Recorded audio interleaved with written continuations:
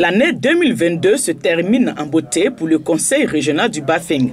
La dernière session ordinaire se tient dans le tout nouveau siège, un joyau architectural composé d'un bâtiment administratif, d'une présidence et d'une salle de réunion de 500 places.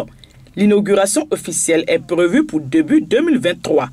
Nous sommes nous-mêmes émus de voir que le projet a pu se réaliser. Pour nous, ça a quand même un sens très très fort. Nous ne pouvons que remercier son Excellence le Président Alassane Ouattara. Parce qu'en réalité, c'est la mise en œuvre de sa politique de décentralisation. Quand tu vois le conseil de Touba, pour dire que nous sommes à Touba, tant qu'on n'est pas sorti dehors, personne ne sent qu'on est à Touba. Le Maou est satisfait, nous sommes satisfaits aujourd'hui. Au cours de la session, l'état d'exécution des projets du Conseil régional de 2019 à 2022 a été présenté et les perspectives pour 2023. 2023, ce sera plutôt le développement humain, parce que beaucoup de jeunes sont sans emploi.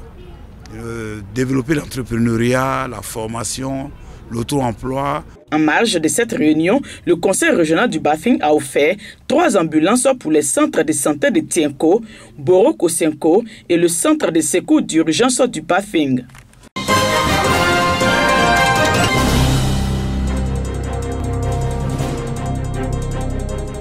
Le lancement officiel de la campagne Café Cacao 2022-2023 dans la région de la Maraoué, un moment d'information et de sensibilisation des producteurs des 4 départements qui composent cette région.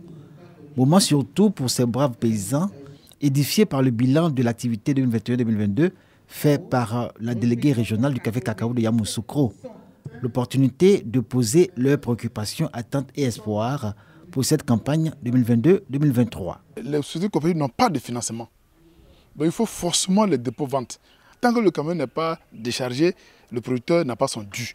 Donc ça crée toute une difficulté aujourd'hui. Nous sommes rentrés dans la transformation. Là encore, il y a un gros problème parce que nous n'avons pas de machines qu'il faut. Or, les gens ont mis le chocolat de la Maraoué.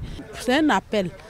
Simplement les matériels pour qu'on puisse travailler. Des échanges francs et ouverts, c'est d'emblée ce que recherchait la directrice régionale de Yamoussoukro du Conseil Café Cacao, en charge de la Maraoué.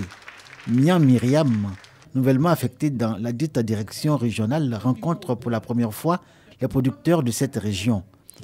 Elle leur a parlé avec franchise et respect, demandant que ceux-ci produisent plus avec un accent particulier sur la qualité et qu'ils s'engagent dans la lutte contre la déforestation et le changement climatique dans leur propre intérêt, l'amélioration des conditions de vie des producteurs. Dans cette optique, les acteurs de la chaîne des valeurs au plan régional ont été invités au respect des dispositions de commercialisation intérieure du café et du cacao.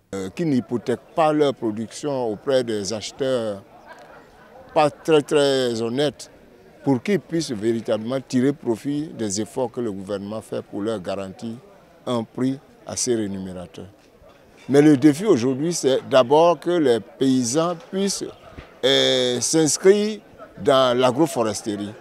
Nous mettons à leur disposition des plans bien sélectionnés.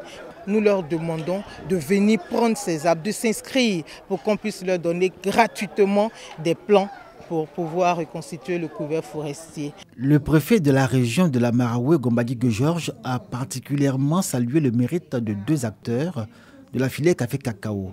L'un, opéré en Boiflé, lauréat au titre de société coopérative, et l'autre à Djekano, région du Bélier, lauréat au titre des jeunes producteurs.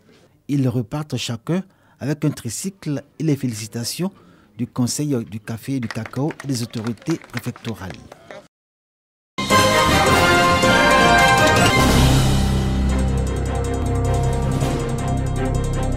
Yamoussoukro, route d'Oumé, quartier Bellevue.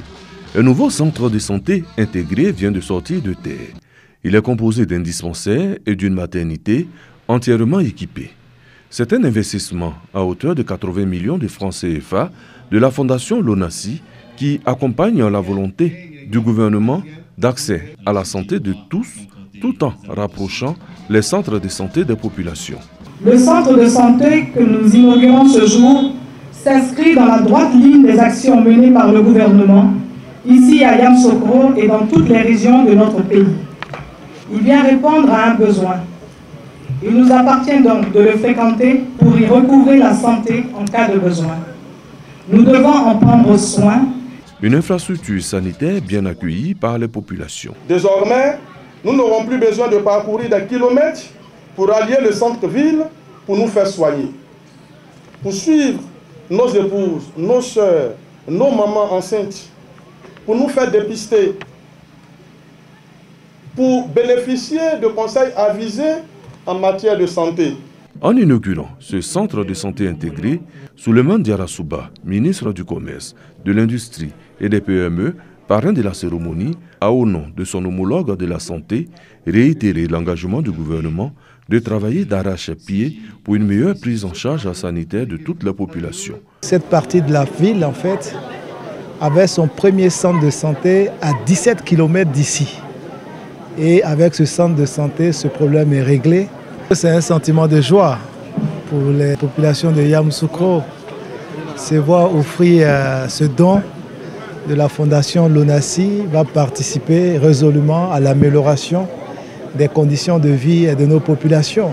La fondation Lonassi n'est pas à sa première action à Yamoussoukro. Écoles et centres de santé à son actif servent déjà aux populations locales.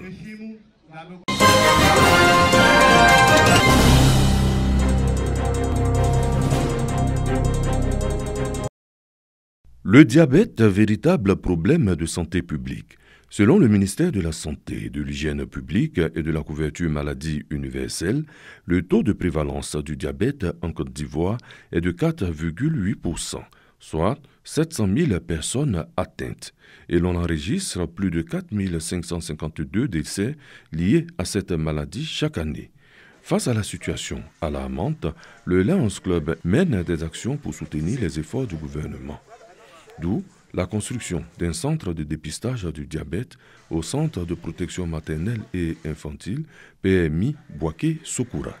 Une infrastructure pour le dépistage des non-diabétiques et la prise en charge des malades. Le Lions Club est dynamique et apporte des solutions aux populations, soulage les populations. Donc voici, et nous allons tout faire pour que les populations de Bouaké bénéficient vraiment des actions du Lions Club. Présent à Bouaké pour une visite de travail dans le cadre du mandat 2022-2023, le gouverneur du Lions Club, district 403, est sur le chantier. Je me sens dans la peau d'un gouverneur heureux. Heureux parce que à peine 5 mois de mandat, j'arrive à Bouaké, on me présente. Pour moi, quand bien même il est en plein chantier, c'est un joyau déjà. Après, nous verrons ensemble comment notre organisation peut aider à l'équiper. Ce centre d'environ 40 millions de francs CFA sera doté de 2 bureaux, un laboratoire, une salle de soins, une salle d'archives, une salle d'eau et un préau. Cette infrastructure sera livrée dans le premier trimestre 2023.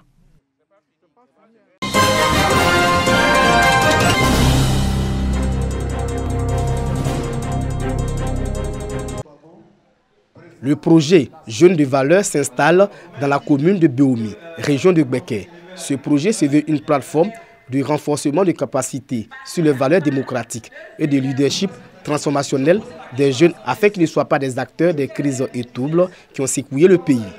De manière concrète, il s'agit d'amener les différentes communautés à co-gérer la paix à Béomi. Je suis vraiment fière de cette population de Béomi qui a répondu massivement à l'appel, qui a dit du fond de cœur ce qu'elle pensait et qui elle-même a trouvé des solutions pour que Béomi puisse avancer. Nous avons senti donc de la volonté, nous avons senti donc de la détermination de la population, des leaders d'organisations de jeunesse à s'engager, à œuvrer véritablement pour un retour à la stabilité et à une cohésion sociale durable au niveau de Béomi.